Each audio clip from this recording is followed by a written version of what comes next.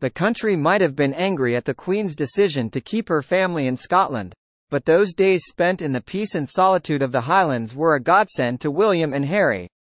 The boys were the priority, and Balmoral was the most sensible place for them to be, far away from prying eyes and long lenses. It is the spiritual home of the royal family, where the boys had spent happy summers every year of their lives. It is the place where the Queen instinctively feels relaxed and at ease, where she adopts an informality that is not seen in any of her other residences. They love it there, and in that week when their entire world turned upside down, it offered balm to their broken hearts. The hundreds of acres of heather and wild, craggy moorland, lochs and rivers offered everything they needed. They could go for long walks, as William did for the first 2 days. He went for long, long walks alone. They could go fishing, stalking, riding, or go karting. There were picnics and barbecues, when their grandparents did the cooking and everyone mucked in. They were surrounded by all the most important and familiar people in their lives. It was the best possible environment for them both. They could be kept busy, or they could be given the space and time to talk, to reminisce, to ask questions and begin to take in the enormity of what had happened. And to prepare for their mother's funeral and another traumatic day. The funeral was another tinderbox. The Spencer family wanted a small, private funeral, with which the Queen was inclined to agree. The Prince of Wales wanted nothing less than a full royal funeral at Westminster Abbey. As they watched the public reaction intensify, the Spencers came round to his point of view, but Charles Spencer wanted to be the only one who walked behind the cortege. The prince disagreed. He also wanted to walk as a mark of respect to Diana, who, after all, had been his wife for 15 years, and he wanted the boys to walk with him if they so chose.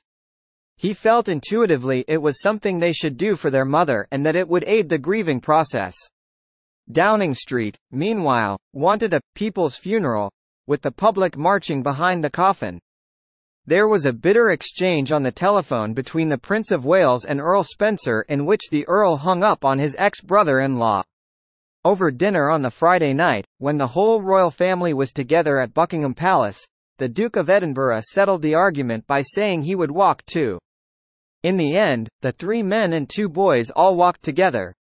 William had the reassurance of being safely between his father and grandfather. It was a long walk from St. James's Palace, where they joined the cortege, to Westminster Abbey, with every bite of the lip and tremble of the chin exposed to the words media and the millions of people who had flocked to the city to be there and witness the atmosphere of a unique day.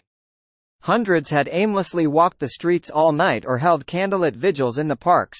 Even Diana's mother had walked quietly among the mourners, her grief unimaginable. Some brought sleeping bags that were soaked through by torrential rain the afternoon before. No one minded. The sun shone brightly and the anger and slightly menacing atmosphere of the days before were gone. Emotions were still very raw, but there was laughter as well as tears. United in their loss, strangers spoke to strangers, as they had 17 years before when the royal wedding had united them in celebration. They lined the route and filled the streets and the parks, where giant television screens had been erected. The mood was electrifying. People threw flowers as the cortege passed, some cried, some wailed. It was an ordeal that called for huge courage from William and Harry, and they did their mother, and their nation, proud. They walked slowly and steadily, struggling at times to hold back tears, but their composure never wavered, until they were inside the abbey, when at times the music, the poetry and the oratory were too much for them. But by then the cameras were off, forbidden to focus on the family. Both boys displayed a maturity beyond their years, which touched everyone who saw it. It was an ordeal for their father too. He was desperately worried about whether they would cope with being on such very public view when the day was already going to be difficult enough. There was also the thought that he might be attacked or booed. He knew that many of the people weeping for Diana blamed him, but his fears were unfounded. The most heartbreaking element of the whole day, however, was the white envelope, propped into a bouquet of white freesia, that sat on the top of Diana's coffin with the single handwritten word, "Mummy." Sandy had foreseen that the boys might want to write a note. I remember ringing Tiggy. The boys are going to put some flowers on their mother's coffin? Of course. And they're going to write a note, aren't they? Yes. Right. Could you do me a favor? Please make sure that whatever they say is in an envelope. Okay. Why? Because one of the first things the cameras are going to do is zoom in on their words. Their privacy was fortunately protected, but no one could protect them from Charles Spencer, their uncle, whose harsh and bitter words marred the day. Diana was the very essence of compassion, of duty, of style, of beauty. All over the world she was a symbol of selfless humanity, he said in his tribute. Someone with a natural nobility who was classless and who proved in the last year that she needed no royal title to continue to generate her particular brand of magic. She would want us today to pledge ourselves to protecting her beloved boys William and Harry from a similar fate, and I do this here, Diana, on your behalf.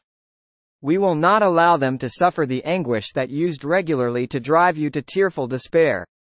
And beyond that, on behalf of your mother and my sisters, I pledge that we, your blood family, will do all we can to continue the imaginative way in which you were steering these two exceptional young men so that their souls are not simply immersed by duty and tradition but can sing openly as you planned.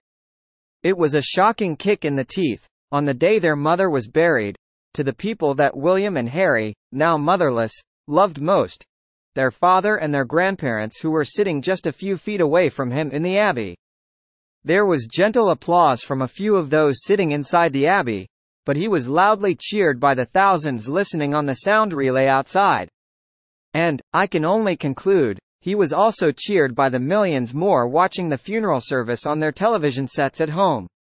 I was interviewed by ITN, at their temporary studio at Kenyatta Gate, next to Buckingham Palace, where I had listened to the tribute, and was asked what I thought of it. I said I had every sympathy with the Earl, who was clearly distraught by the loss of his sister, but I thought it very inappropriate.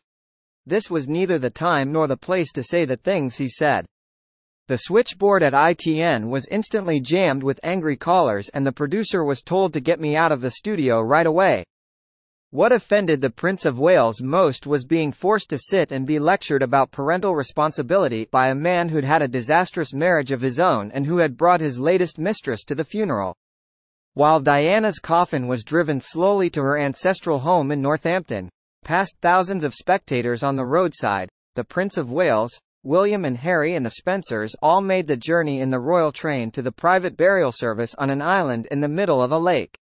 She had said she wanted to be interred in the family crypt at Great Brington, but it was deemed that the small churchyard in the village would be unable to cope with the number of visitors.